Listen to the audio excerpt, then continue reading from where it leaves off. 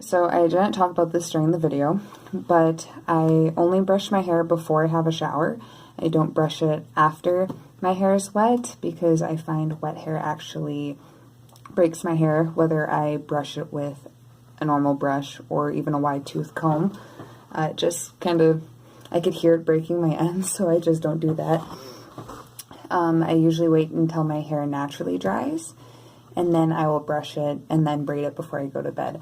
I will separate my dreads from my loose hair when I braid it, mostly at night, because I know if I don't do that and I braid it all together in the morning, I'll have huge clumps and knots that I did not want.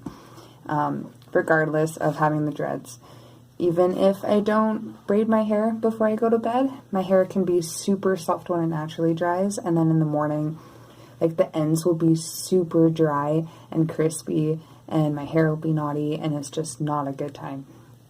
I don't wash my hair every night. It's usually every second or third night, but I do shower every day. And shower in the evenings on during the weekday after work or school, just because I don't usually have time in the morning to shower and then wait for my hair to naturally dry when it has to be brushed and maintained looking. So I do that in the evenings on during the work week, and then on weekends I usually have more time in the morning to wait a few hours for the hair to dry, and then I'll brush it and take care of it in the afternoon. For time, whether it is at nighttime or in the morning, and my hair is still soaking wet, I still won't brush it, but I will just make sure I separate 3 pieces of my loose hair, and then I'll braid it together. I only use these for updos, whether my hair is in a ponytail or just a messy kind of bun, but I won't use it to braid my hair, because I don't know if any of you have noticed, but usually at the ends here they are thinner, and when you tie it up, especially if you're sleeping with it, your ends, the tips, will get really crinky and crooked, and this is what mine looks like right now. I just did it pretty quick. And then trying to take it out, I find it breaks my hair more, and that just leads to split ends. So if I'm doing a French braid or braiding my hair or pigtails, this is what I go for. Just I don't know what they're called, ribbons. They're told that they don't cause split ends, so that when you braid your hair with that, it keeps the ends straight and doesn't move them around so much. So that's pretty good. And I don't know, you've probably noticed just by listening, but I don't actually use any products on my hair. I don't put in leave-in conditioner. All I use is the normal L'Oreal Total Repair shampoo and conditioner. I've been using that for 3 years. Shampoo, conditioner, let my hair naturally dry. I used to have hair up to here, and what I found that actually helped to grow it so quickly was not to dye it. Always braid it if you can during the day, but always at nighttime. Make sure it's braided so there's no damage. During the day, if you tightly braid it in a French braid, I don't know how well this is, but it actually promotes, it stimulates hair growth. I will brush my hair pretty hard on the roots, and I will, evenings after work or school, I'll come home and then have a shower straight away. And then while I'm doing all of my chores and errands that I have to do, my hair will be wet, and then by the time I go to bed, my hair will most likely be dry, and then that's when I'll brush it and braid just the loose hairs apart from the dreads. But if I am crunched for time in the mornings, or even if it's late at night and I do have to go to bed right away, I won't brush my hair still, but I'll just separate 3 parts and then I'll braid it. And from watching this video, how I ended up getting my hair to grow from here all the way down, it would probably be so much longer now if I didn't cut it every month. I am kind of OCD with split ends, but my hair was really short, and what I found that actually worked with growing it out was I didn't dye my hair for a whole year. I didn't use any products on it, just shampoo and conditioner, and I didn't use any heat. in high school, I used to straighten my hair every single day. And if it rained that day, I would come home, and before I go out, I would straighten it again. I didn't leave the house unless my hair was straightened. So I went a whole year without straightening my hair either. Sorry. And every single night, I would braid my hair. Just so it would stay in one piece, so that it would stay soft, so that it wasn't rubbing up against the strands, like each other, and breaking, your hair breaks when it goes like this, like when you're sleeping or like you're rubbing up against a pillow. I didn't have to have hair long, pretty, I guess, curled or anything, so the type of work I was in, it was alright for me to have really tightly French braided hair, as if I was a boxer or something. So I'd either have 2 braids here, another braid underneath, or just one big French braid. A lot of people say tightly braiding your hair can cause baldness or brushing your hair so much during a day. I brush my hair usually twice a day, sometimes less, sometimes more, and I still have a full head of hair. But tightly braiding during the day, and if I can, and at nighttime, actually helped with the growing process, along with the no heat or no products thing. I do love these elastics, but I only use them if my hair needs to go into a ponytail, if I've braided the loose hairs, and then during the nighttime while I'm sleeping, I would like my dreads to be a part of it. I will like put it together kind of like you see in the video.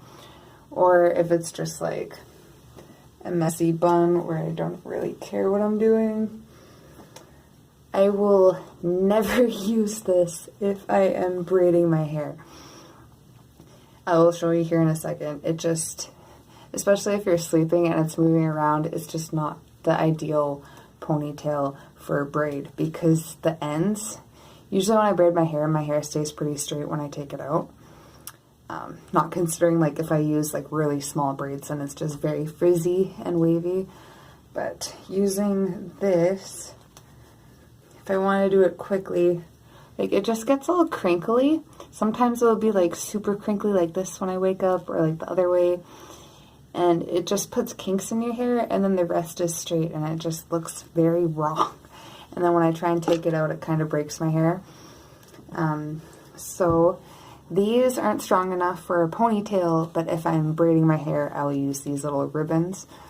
I used to get them at Walmart and Shoppers or any drugstore, but now you can't. Like, I think on Amazon you can get like 100 of the black ones for only $25. I remember these used to be so expensive at the hair salon, and I think that's the only place you can get these now, which is ridiculous. These are pretty new, so I think at the drugstores you can, but these, like, I only see them at hair salons now, and just one of them can cost like $3. I think it's ridiculous. But if I use this to braid my hair stays pretty straight. It comes out easy. For work, like, even my boyfriend would swear by them. He'd get the black ones, though, just so it's more manlier. But yeah, this is like a lot better. So that's what I'll use. And I'm not sure if you noticed, but in the shower I use like rope necklaces. I try and take them off before I have a shower. Sometimes I forget to do that, and it's not a big deal. But if I did it every day, the rope would start to fray. I usually have to wear rope, stone, or wooden necklaces as opposed to metal. I just have really sensitive skin. That goes to the reason on why I had bad skin problems. I'll make a video of this probably in the next few months or so, but I used to have so many problems with piercings, and that's another reason. The metal was a huge issue that I had. After I switched the type of metal, I even thought surgical steel was, we'll get into that later, but I thought surgical steel was the best metal you can get. Actually, it's not as great as I thought, and I was actually having problems from it. But I don't know if you can see, but this necklace is causing me to rash pretty good. I don't know why I wore it today, but the lighting makes it look good, but this is actually like beet red right now. If I look in the mirror, Yeah, so that's why I usually go for rope, and then I have to make sure it's not wet all the time. That's why I use like stone. I don't use acrylic or any other kind of metal for my stretched ears, because then they'll just get inflamed. Using any products on my hair, just shampoo and conditioner. Once a month, probably once or twice a month, I'll just use a hot oil treatment on my hair. I usually go for almond oil, and I'll mix like olive oil or coconut oil in it. Actually, sorry, not coconut oil. I find that sticks to your hair regardless of you shampooing it out. A hairdresser actually told me that. She is completely against using coconut oil on your hair. Your skin isn't that big of a deal, but it just stays in your hair, and then over time it'll actually dry it out, which was something very interesting, I thought.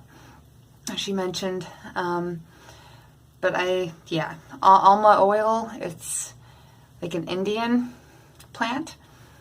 I heard about it a few years ago. I used to use the powder along with olive oil to put in my hair, and then when I went to India, they actually sold bottles of alma oil, which was really cool. So now I just mix that up with like almond, avocado.